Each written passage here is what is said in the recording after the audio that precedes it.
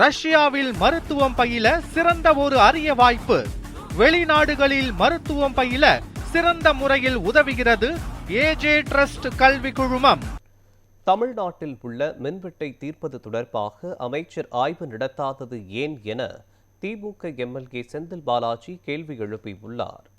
கோவையில் பேட்டியளித்த அவர், தமிழ்நாட்டில் ஒரு அமைச்சரையே மிரட்டக்கூடிய அளவிற்கு சட்டம் ஒழுங்கு உள்ளதாக விமர்சித்தார்.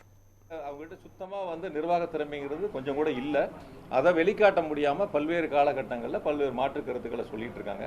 நாங்கள் பொறுப்பெடுத்துக் கொள்கின்ற பொழுதே நான் சொன்னேன், சட்டமன்றத்தில் 1,55,000 கோடி மின்வாரியம் கடனில் இருக்குன்னு சொன்னேன். வருஷம் 15,000 கோடி வட்டி கட்டுறோம்னு சொன்னேன். இப்போ இந்த 5 வருஷத்தில் எவ்வளோ வட்டி கட்டியிருக்கோம்? ஒரு வருஷத்துக்கு 15,000 கோடினா 75,000 கோடி வட்டியே கட்டியிருக்கோம். அப்போ 2 லட்சம் கோடி கடன் இருக்குங்கிறாரு. நாங்கள் இருக்கும்போதே 1,5 லட்சம் கோடி, நாங்கள் வரும்போது 1,5 லட்சம் கோடி கடன், வட்டி கட்டினது சேர்த்துனீங்கன்னா 2 லட்சம் கோடி நார்மலாக வரக்கூடியதான். அந்த 2 லட்சம் கோடி கடன் அப்படிங்கிறத தவிர தமிழ்நாடு அரசு, எங்களுடைய தலைவர் அவர்கள் முதலமைச்சராக இருந்து மின்வாரியத்துக்கு எவ்வளோ நிதி கொடுத்தாங்கன்னு அதை மின்துறை அமைச்சர் சொல்லலை.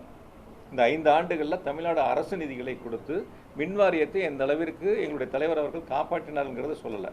ஏறத்தாழ 70,000 கோடி அளவிற்கு மின்சார வாரியத்திற்கு இந்த 5 ஆண்டுகளில் நிதிகளை எங்களுடைய தலைவர் அவர்கள் முதலமைச்சராக இருந்து விடுவித்து மின்வாரியம் காப்பாற்றப்பட்டிருக்கு. அதனால் நான் உங்கள் மூலியமாக சொல்லிக்கிறது என்னன்னா, மின்வெட்டுக்கு உரிய காலத்தில் தீர்வு காணப்பட வேண்டும். அதற்கு சம்பந்தப்பட்ட அதிகாரிகளை அழைத்து பேசி ஆய்வுக் கூட்டங்களை நடத்தி அது சம்பந்தமான நடவடிக்கைகளை விரைந்து எடுக்க வேண்டும். அதை விட்டு அதற்கு மாறாக ஏதோ தவறுகள் நடந்ததை போல ஒரு தோற்றத்தை உருவாக்குவதும், ஏதோ ஹார்ட் டிஸ்க் காணாமல் போச்சு, ஹார்ட் டிஸ்க் காணாமல் போனால் யார் வேணாலும் நடவடிக்கை எடுக்கலாம்ல.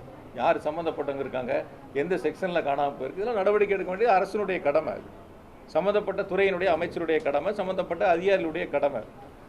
ஒரு கீழ் லெவலில் இருக்க ஒரு தவறு பண்ணாங்க அப்படின்னா, உங்கள் நிறுவனத்தில் யாரோ ஒருத்தர் ரிப்போர்ட்டர் தவறு பண்ணால் உடனடியாக மேலக்கும் நடவடிக்கை எடுக்க தானே செய்வாங்க. அது மாதிரி தான் அதுவும் ஒரு துறை சார்ந்தது. அது ஒரு பெரிய அளவில் ஏதோ தவறுகள் நடந்தது போல அந்த துறை ஏதோ இவங்க புதுசாக நான் 2-3 பேட்டியில் பார்த்தேன். சீரமைக்க போகிறோம். முதல்ல மின்வெட்டை சீரமைங்க, அப்புறம் துறைகளை சீரமைக்கலாம். துறைகள்லாம் ஏற்கனவே சீரமைக்கப்பட்டு பல முன்னேற்றங்களை நோக்கி போயிடுச்சு. கடைசி 2 வருஷம் வருவாயில் தான் இருந்தது மின்வாரியம். அதனால் முதல்ல மின்வெட்டை சீரமைக்கிறத விட்டுட்டு துறைகளை சீரமைக்க போகிறோம்னு சொல்லிட்டு இருக்காரு. மின்வெட்டுக்கு போர்க்கால அடிப்படையில் நடவடிக்கை எடுக்கணும் இந்த அரசு.